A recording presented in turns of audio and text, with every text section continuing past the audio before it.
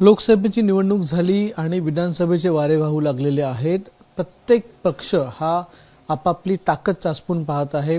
लोकसभेमध्ये कशा प्रकारे परफॉर्मन्स होता त्याच्याच प्रकारे आता विधानसभेत देखील चांगला परफॉर्मन्स करण्यासाठी कुठे ना कुठे बैठकांचं सत्र सुरू झालेलं आहे आणि प्रहार या जनशक्ती पक्षाबाबत देखील संघटनेबाबत देखील अशाच प्रकारची आता बैठक ही मुंबईमध्ये आज बोलवण्यात आलेली आहे। आपल्याबरोबर बच्चू कडू सर आहेत। सर, आज आपण बैठक बोलवलेली आहे, नेमकं काय त्या बैठकीमध्ये उद्दिष्ट आहे आपलं, कशा प्रकारे चाचपणी केली जाते विधानसभेसाठी? आम्ही विधानसभा निवडणूक आम्हाला लढायची आहे आणि 20 लोक ठिकाणी आपण आता गेल्या 1 वर्षापासून आम्ही तसा प्रयत्न करतो, तिथं तशी मजबूती वाढवत आहे। आज त्याची एक बैठक होती का कशा पद्धतीनं आपण समोर जायचं। आता राजकीय पक्ष म्हणून आम्ही 20 ठिकाणी मजबूतीनं काम करतो आहे। बाकी नंतर कशा पद्धतीने समोर जायचं, वेळेवर काही उमेदवार भेटतं का, तो नंतरचा भाग आहे। पण हे 20 मात्र अधिक मजबूत कसे करता येईल राजकीय दृष्ट्या, याच्यासाठी ती बैठक बोलावली होती। प्रत्येक मतदारसंघातल्या माहिती घेतली गेली, तिथले समीकरण का आहे, राजकीय समीकरण का आहे, कशा पद्धतीने समोर गेलो पाहिजे, या सगळ्या संदर्भात बैठक होती। हे निश्चित करण्यात आलेलं आहे की 20 जागा या काही पण करून लढवायच्याच आहेत। हां, ते आम्ही लढवणारच आहे, अतिशय मजबूतीने लढवणार आहे।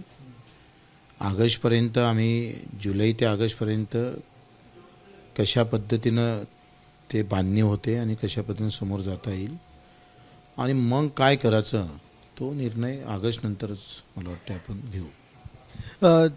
असं निर्णय झाल्याच्या नंतर कुठे ना कुठे महायुतीचा प्रश्न निर्माण होतो की महायुतीचे आपण एक घटक आहात, मग महायुतीचा घटक असताना अशा प्रकारे 20 जागा आधीच तुम्ही लढवायचं म्हणताय, तर काही सल्लामसलत झाली आहे का, काही बोलणं झालं आहे का इतर घटक पक्षांशी? माझं काय मत आहे का भाजपा पण तयारी करत आहे विधानसभेची, शिंदे गट पण तयारी करत आहे, अजितदादा गट पण तयारी, त्यांना तयारी करता येतं, आम्ही तयारी करू नये असं तर काही बंधन नाहीच आहे। त्यांनी तयारी करावं, मग कसं समोर जायचं ते सप्टेंबरमध्ये ठरवू ना। आम्हाला आमच्या आखरी राजकीय पक्ष म्हणून आम्ही कसं समोर गेलो पाहिजे हा आमचा निर्णय आहे। जिथं आम्हाला ह्या सगळा अभ्यास करून आघाडी आहे, युती आहे का स्वतंत्र प्रहार म्हणून लढावं, ह्या सगळा निर्णय जो आहे तो तर आम्ही राखून ठेवलाच आहे। तो सप्टेंबरमध्ये कशा पद्धतीनं आमचं बोलणं होते, समोर जाणं होते ते ठरवू।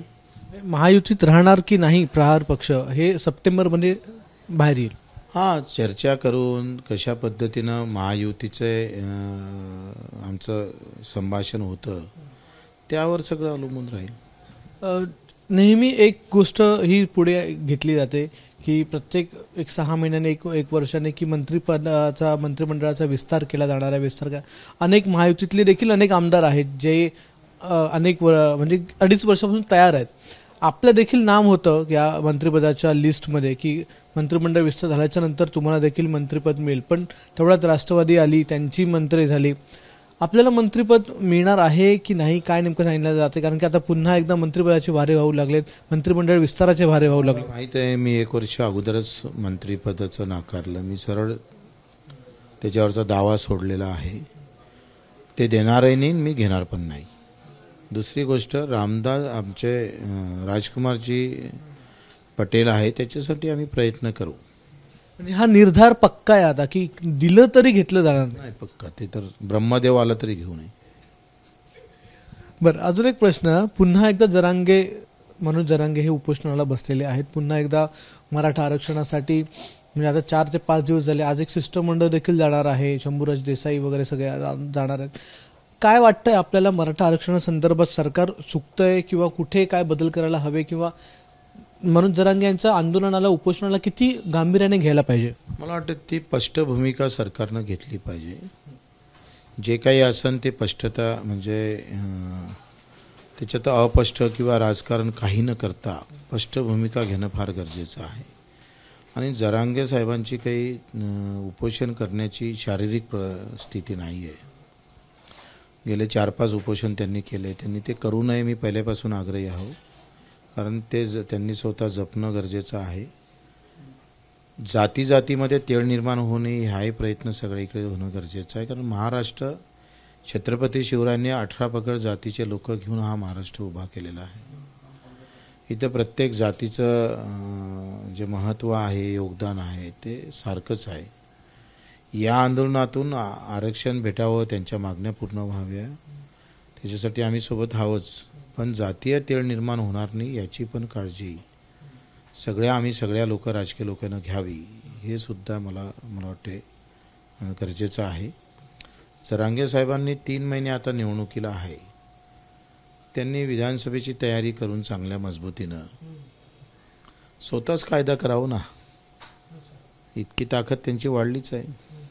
म्हणजे मनोज जरांगे यांनी विधानसभेला सर्व ताकदीनिशी उतरावं उपोषणाच्या ऐवजी आणि स्वतः विधानसभेत जाऊन त्या संदर्भात प्रयत्न करावे. मला वाटते किती जागा लढवाव्या असं वाटतं त्यांची. आता त्यांना ते माहीत आहे किती ताकद देणं ते आहे, त्यांनी ते लढवलं पाहिजे.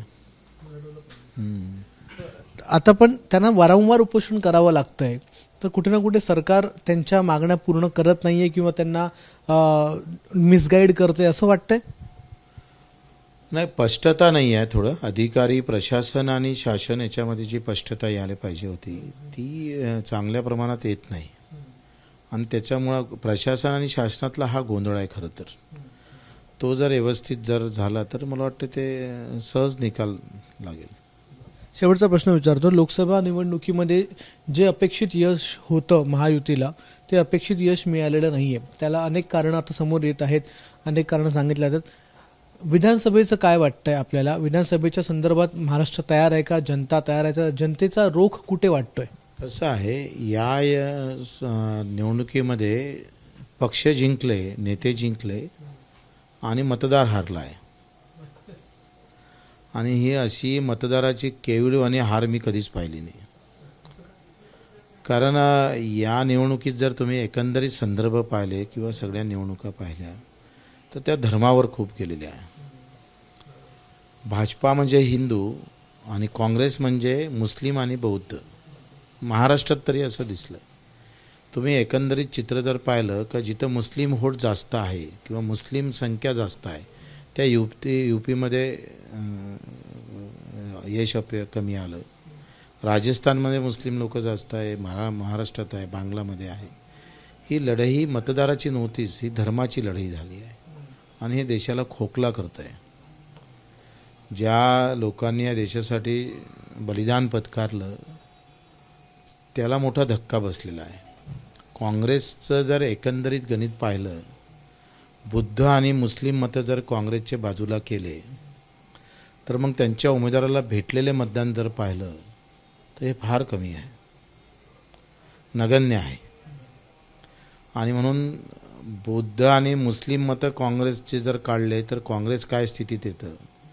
भाजपनं जर हिंदूचा मुद्दा काढला आणि विकासाच्या मुद्द्यावर उभी राहिली तर भाजप काय स्थिती येते याचं संशोधन झालं पाहिजे. म्हणजे इथं हक्काची, अधिकाराची लढाई संपली आणि धर्मजातीची लढाई सुरू झाली. धन्यवाद सर आमच्याशी बातचीत केल्याबद्दल. तर विधानसभेसाठी आता प्रहार पक्ष देखील तयार होतो आहे. 20 जागांवर लढण्याचे निश्चित आहे. महायुतीमध्ये राहणार की नाही हे सप्टेंबरमध्ये चर्चेच्या अंती आम्ही निर्णय घेऊ असं देखील बच्चू कडू यांनी सांगितलेलं आहे. कॅमेरामन विनयसह अक्षय भाटकर, एबीपी माझा, मुंबई. एबीपी माझा, उघडा डोळे बघा नीट.